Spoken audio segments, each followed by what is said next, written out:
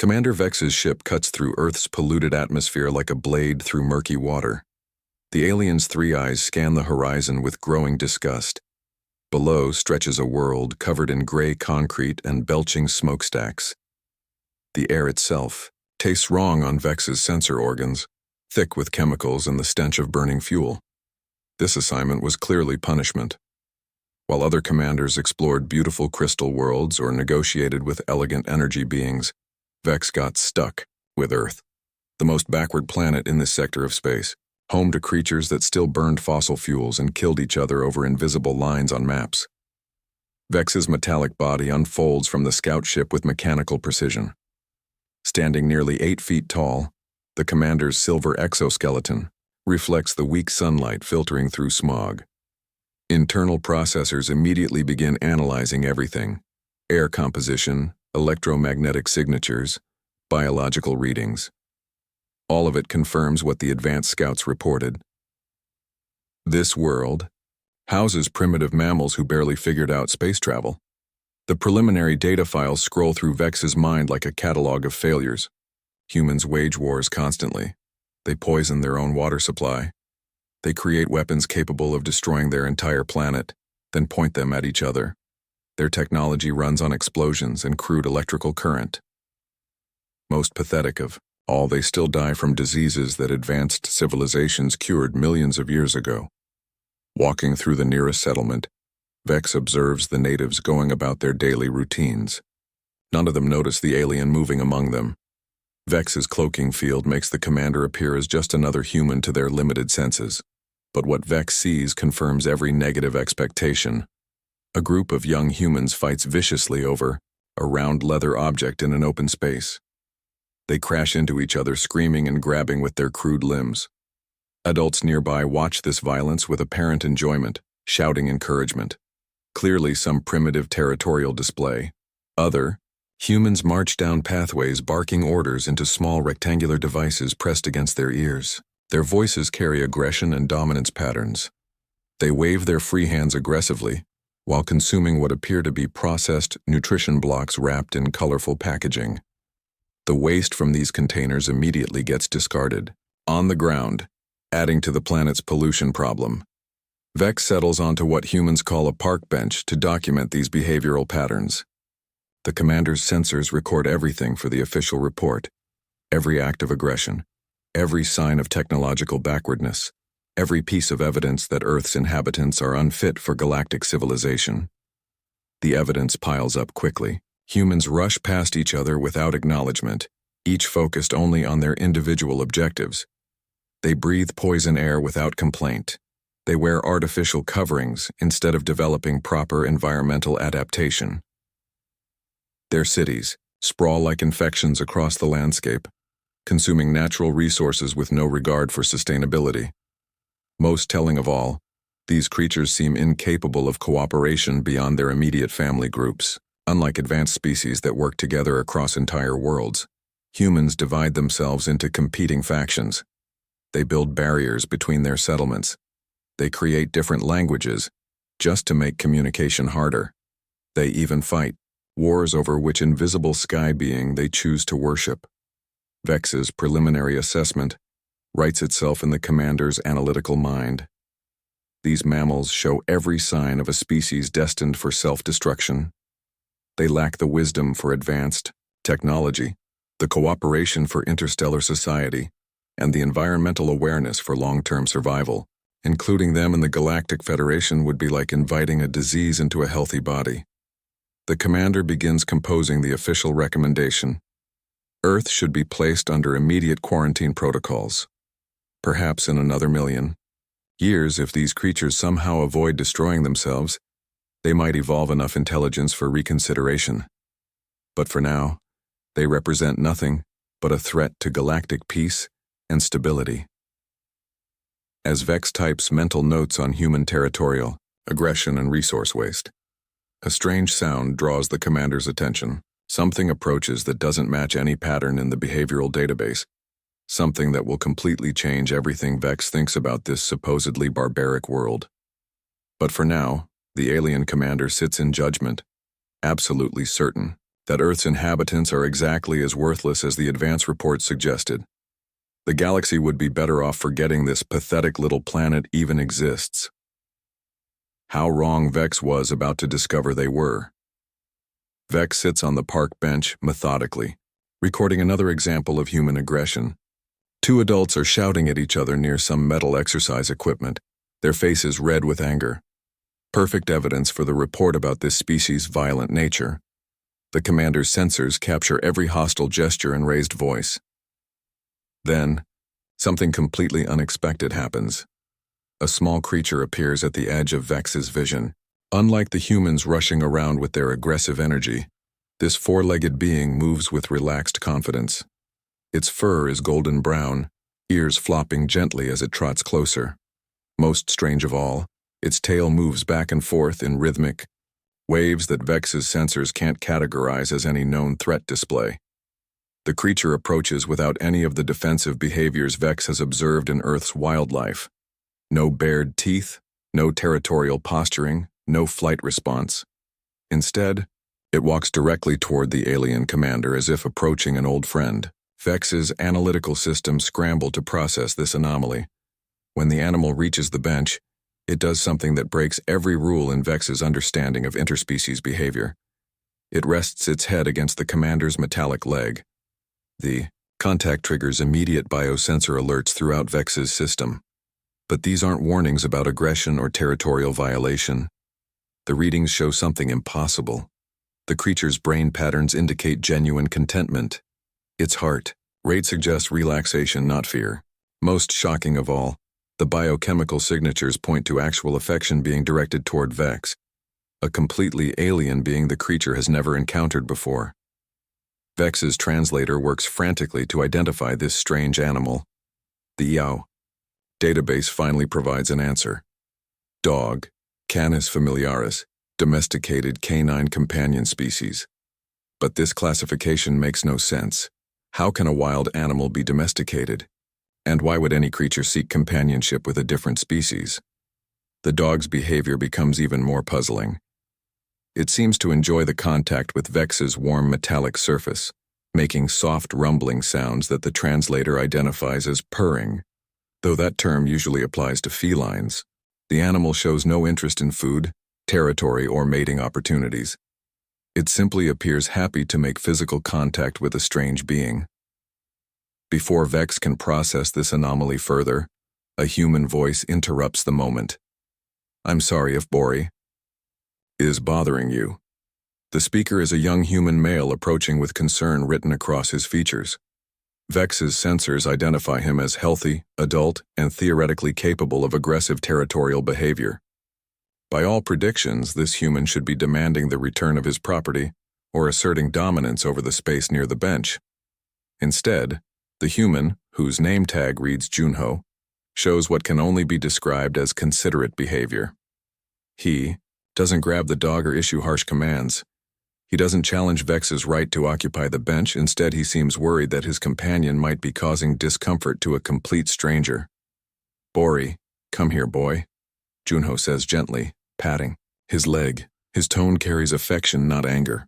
When the dog doesn't immediately respond, still enjoying its contact with Vex, Junho doesn't force the issue. He waits patiently, occasionally glancing at Vex with apologetic expressions. This behavior contradicts everything in Vex's database about human territorial instincts. Humans are supposed to aggressively protect their resources. They should view strangers as potential threats. They should prioritize their own interests above courtesy to unknown individuals. But Junho demonstrates none of these predicted behaviors. When Bori finally trots over to him, the human doesn't scold or punish. Instead, he scratches behind the dog's ears with obvious affection. Then he does something that completely mystifies Vex. Junho pulls out a water bottle and pours some into his cupped hand. The dog drinks eagerly. Then Junho drinks from the same bottle without any concern about contamination or resource loss. He's sharing his water supply with a different species, treating the animal's needs as equal to his own. He really likes meeting new people, Junho explains to Vex with a smile. Dogs are just naturally friendly, you know. They see the good in everyone. As Junho and Bori walk away, The human continues sharing his water with the animal. Vex watches them disappear into the crowd, biosensors still processing the impossible data they've just recorded. For the first time since arriving on Earth, Vex experiences something unknown to the commander's species: doubt. The certainty about human barbarism develops tiny cracks. If these creatures can form genuine emotional bonds with other species, if they can show selfless concern for strangers, if they can share resources without expectation of return, what else might the preliminary reports have gotten wrong? The commander stares at the empty pathway where Junho and Bori disappeared, wondering what other surprises this supposedly primitive world might hold. The encounter with Junho and Bori plants a seed of confusion in Vex's analytical mind. Against all protocol, the commander decides to investigate further. What started as simple documentation of human barbarism becomes something else entirely: a systematic study of behaviors that make no logical sense. Vex's first stop is outside a large building where humans gather to obtain food supplies. The commander expects to observe typical territorial competition over resources. Instead, something completely different unfolds. An elderly woman sits on the building's steps, carefully opening containers of what appears to be processed meat. Her movements are slow and deliberate, hands shaking slightly with age. Vex's sensors indicate she's malnourished, her body showing signs of insufficient caloric intake. By all evolutionary logic, she should be consuming every available resource to maintain her survival. But that's not what happens. Several stray cats emerge from nearby shadows, their ribs visible through matted fur. They approach the woman with cautious hope. Instead of driving them away to protect her food, the woman does something that defies every survival instinct Vex understands. She divides her meal into portions. The largest pieces go to the cats. The smallest, most meager portion stays with her. Vex watches in fascination as she places the food in front of the animals, speaking to them in gentle tones. "I know you're hungry, little ones," she says, her name tag identifying her as Heejin. "Don't worry, there's enough for everyone, but there clearly isn't enough." Vex's calculations show that Heejin is giving away food she needs for her own survival. She pets each cat as it eats, showing genuine pleasure in their contentment. When they finish, she saves the remaining scraps for other strays that might appear later. This behavior breaks every rule of resource management that Vex knows. Advanced species calculate optimal distribution for survival advantage. They don't sacrifice their own needs for unrelated creatures that offer no strategic benefit. Yet Heejin seems happier feeding the cats than she would be eating the food herself. Vex's confusion deepens at the next observation site.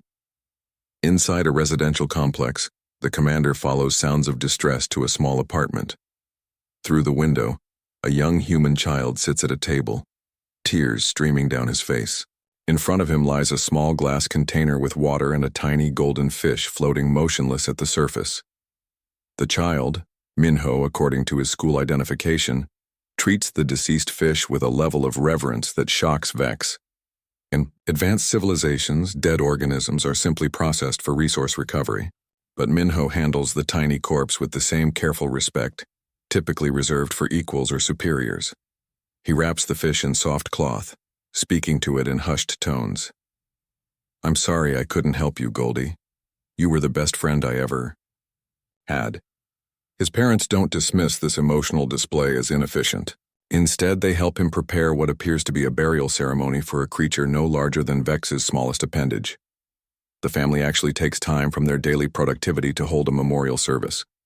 They share memories of the fish's behaviors, speak about the joy it brought them, and express genuine grief over its loss. Vex's sensors detect no deception in their emotional responses. These humans are experiencing real sadness over the death of a creature that provided no practical benefit to their survival. The most puzzling observation comes when Vex follows a man racing through crowded streets. Dong-Yun clutches something small against his chest while dodging vehicles and pushing through pedestrian traffic. His stress levels are dangerously high, his breathing rapid and shallow. Vex expects to discover some valuable resource or family member in distress. Instead, Dong-Yun carries an injured bird, a common sparrow with a damaged wing. He's risking his own safety, spending his limited time and energy, all for a creature that most advanced species would consider insignificant. The destination proves even more mystifying. Dongyun enters a facility dedicated entirely to healing non-human creatures.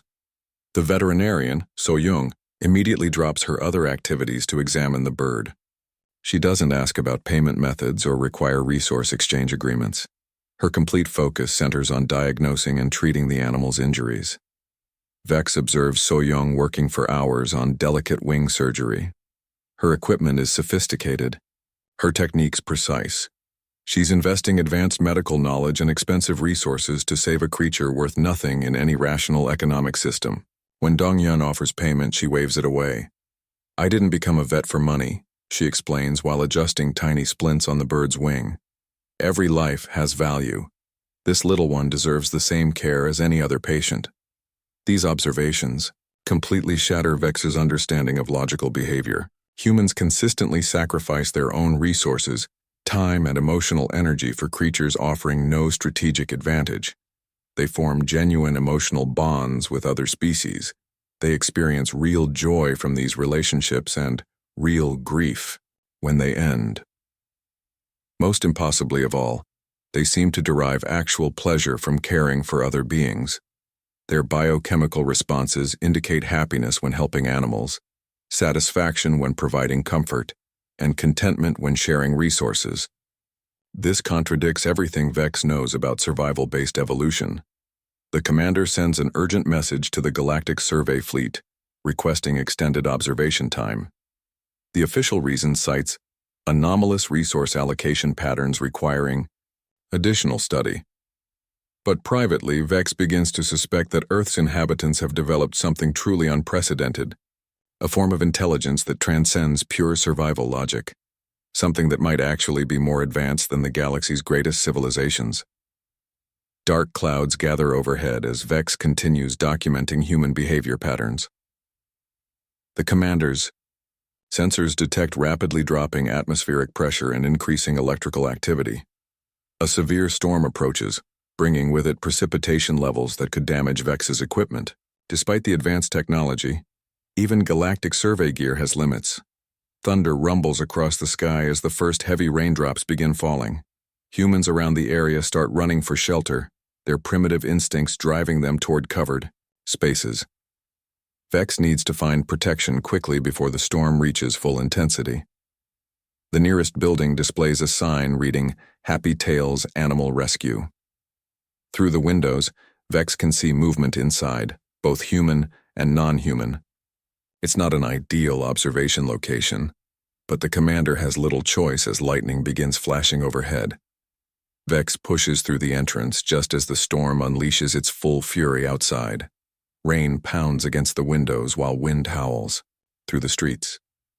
Inside, the facility buzzes with quiet activity that immediately captures the commander's attention.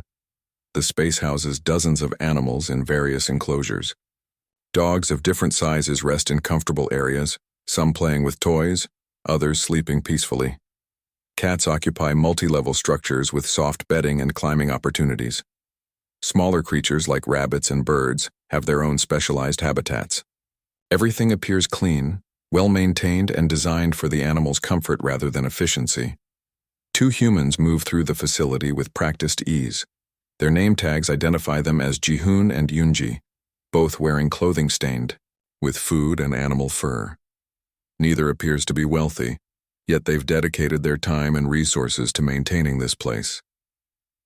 What strikes Vex most powerfully is the complete absence of any obvious benefit to these humans. The animals can't work or produce resources. They don't defend territory or provide strategic advantages. Many appear sick or injured, requiring expensive medical care.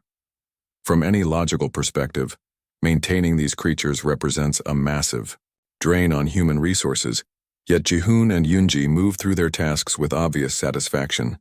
They clean enclosures, distribute food, administer medications, and provide companionship to animals that most advanced civilizations would consider worthless.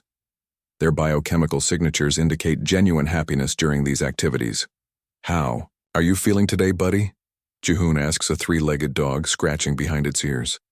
The animal's tail wags enthusiastically despite its physical limitation. Jihoon's face lights up with pleasure at this simple response.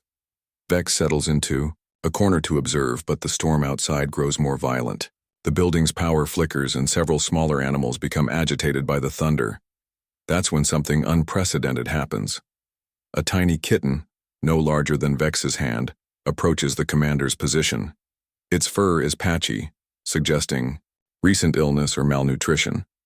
Most creatures instinctively avoid unfamiliar beings, especially those from different species. But this kitten shows no fear. Instead, it climbs onto Vex's leg and curls up against the warm metal of the commander's torso. The kitten's body trembles slightly, not from fear, but from a rhythmic vibration that Vex's translator identifies as purring. The sensation is unlike anything in Vex's experience.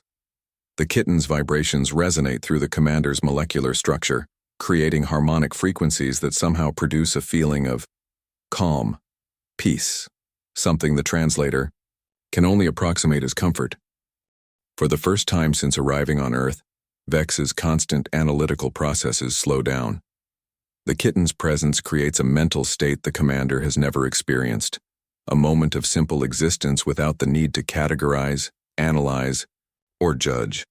The tiny creature asks for nothing except the warmth of contact, and somehow provides something invaluable in return. Another volunteer approaches, Minji, according to her identification badge. She carries a bottle and several small puppies that appear to be orphaned. Her movements are gentle and practiced as she begins feeding them one by one. "That's unusual," she says, noticing the kitten's choice of resting place. Snowball doesn't usually trust strangers so quickly. "You must have a good energy." Vex wants to explain that energy patterns are measurable electromagnetic phenomena, not subjective qualities. But the kitten's continued purring makes complex analysis seem less important than simply experiencing the moment. "They depend on us, completely," Minji continues while feeding a puppy. "These little ones were abandoned or lost their mothers too early. Without help they wouldn't survive. How could we do anything less than our best for them?" Her words carry no expectation of praise or recognition. She's simply stating what seems obvious to her, that creatures in need deserve care regardless of their ability to provide anything in return. The puppies can't offer strategic advantages, economic benefits, or technological innovations. They're simply living beings that require help. This philosophy fundamentally destabilizes everything Vex understands about logical behavior. Advanced galactic civilizations base all decisions on cost-benefit analysis. Resources go to activities that provide measurable returns.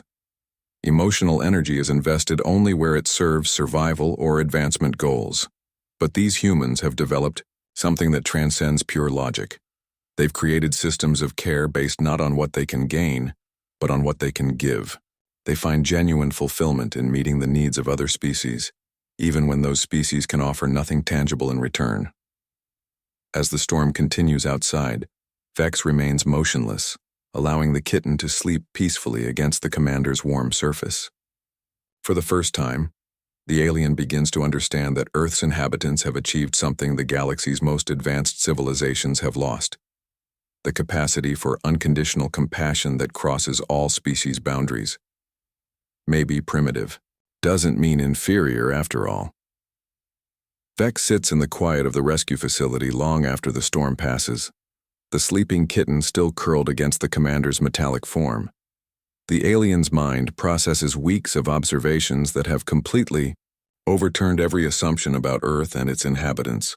What started as a routine assessment of a primitive species has become something unprecedented in galactic survey history. The commander's fingers move across the communication device, composing a report that will shake the foundations of the Galactic Survey Fleet. Each word is chosen carefully, knowing that what follows will challenge centuries of established doctrine about planetary civilizations. Final Assessment Report, Planet Earth, Classification. Urgent review required appears on the screen. Vex pauses, watching the kitten's peaceful breathing, then continues writing what amounts to a complete philosophical revolution. Initial classification of human species as primitive requires fundamental revision. Observations reveal unprecedented evolutionary achievement not recognized in current galactic assessment protocols. Humans have developed symbiotic emotional relationships with non-related species based purely on mutual affection and care. The words flow faster now as Vex recalls each incredible observation. Hyejin sharing her meager food with stray cats. Minho mourning his goldfish with genuine grief. Dongyun risking his safety to save an injured sparrow. So-young dedicating her advanced skills to healing creatures that offer no economic value. This species has achieved what our most advanced civilizations consider impossible: unconditional compassion that transcends survival instincts. They invest resources, time, and emotional energy in other species with zero expectation of reciprocal benefit. Most remarkably, they derive genuine satisfaction and happiness from these relationships. Vex's analytical systems struggle to quantify what the commander has witnessed. How do you measure the value of an elderly woman's smile when feeding stray cats? How do you calculate the worth of a child's tears over a dead goldfish? These humans have developed something that exists beyond mathematics and logic. Human emotional sophistication surpasses our current understanding of interspecies relationships. They have created systematic care networks for abandoned and injured creatures, operated by volunteers who dedicate their entire existence to this purpose. Their capacity for empathy represents an evolutionary advancement that could educate the most developed galactic civilizations. The report continues for pages, documenting behavior after behavior that defies conventional wisdom about intelligent species development. Vex describes humans who choose careers helping animals over more profitable occupations, families who treat pets as equal members, sharing resources and living spaces, entire industries built around the care and comfort of other species. Recommendation: immediate reclassification from primitive species unsuitable for galactic community to priority candidate for advanced civilization status. Further recommendation: Earth should receive protected planet designation to preserve this unique evolutionary achievement. As Vex prepares to transmit the report, movement near the facility entrance draws attention. Two volunteers approach carrying something carefully between them. Seokjin and Yuna have worked through the night caring for the animals, their exhaustion visible but their spirits still bright. "We heard you're leaving today," Seokjin says, his voice carrying genuine warmth. "We wanted to give you something to remember your time here." They present a small, carefully crafted glass container filled with clear water and aquatic plants. Swimming gracefully inside is a small goldfish with brilliant orange scales that catch the morning light. The setup is beautiful and clearly required considerable effort to prepare. "This is umang," Yuna explains, her eyes bright with pride. "It means hope in our language. We thought you might like to take a piece of Earth with you, wherever you're going." Vex stares at the gift, sensors detecting the careful balance of the aquatic environment. These humans have created a perfect miniature ecosystem, investing time and resources to give something beautiful to a stranger they'll never see again. They expect nothing in return except the knowledge that their gift brings joy. "Why?" Vex asks, the question emerging before analytical filters can stop it. Seokjin and Yuna exchange glances, as if the answer should be obvious. "Because kindness doesn't need a reason," Yuna replies. "And everyone deserves to feel hope no matter where they come from."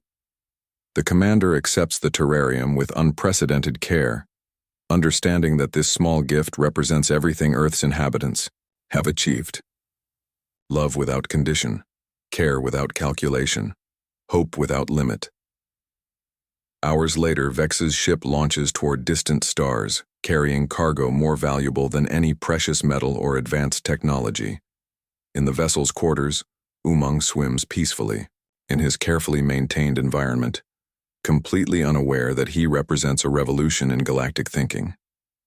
The goldfish embodies everything Vex learned about humanity.